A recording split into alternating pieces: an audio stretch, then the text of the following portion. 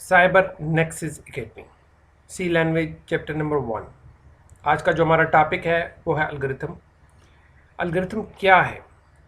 Algorithm हमारे पास step by step method या process को कहते हैं, एक ऐसा तरीक़ेकार जिससे हमें हमारा रिक्वायर्ड रिज़ल्ट मिल सके।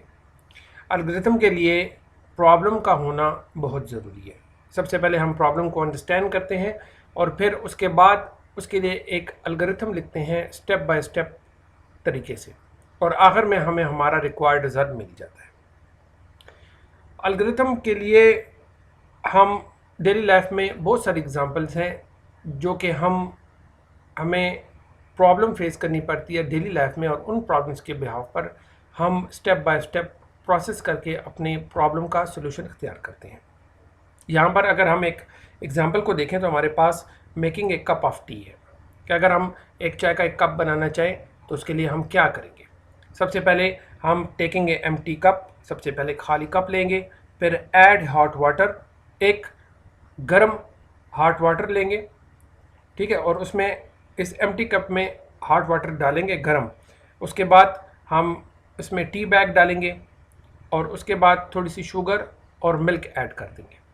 आखिर में जब हम इसको स्ट्रॉ से मिक्स करेंगे तो हमारे पास जो हमारी रिक्वायर्ड टी है वो रेडी हो जाएगी। अब अगर आप इस एग्जाम्पल को देखें तो इसमें हमारे पास एक चाय का कप बनाने के लिए हमें 6 स्टेप्स से गुजरना पड़ता है। इसी तरीके हमारी डेली लाइफ में हमें हर प्रॉब्लम को फेस करने के लिए स्टेप्स बाय स्टेप्स मेथड की ज़रूरत होती है। अगर हम कंप्यूटर लैंग्वेज की बात करें तो कंप्यूटर में भी जब एक सॉफ्टवेयर तैयार किया जाता है तो उसके लिए हमें एक एल्गोरिथम रिक्वायर्ड होता है। लिहाजा एल्गोरिथम हमारे लिए बहुत ज़्यादा इम्पॉर्टेंट है और इन्हीं एल्गोरिथम की बेसिस के ऊपर हम अपना कंप्यूटर जो सॉफ्टवेयर है या कंप्यूटर रिलेटेड जो टास्क है वो कंप्लीट करते हैं। आगे चलकर हम ये देखेंगे कि हम किस तरीके से एक एल्गोरिथम को लिखते हैं कंप्यूटर लैंग्वेज में। Thank you.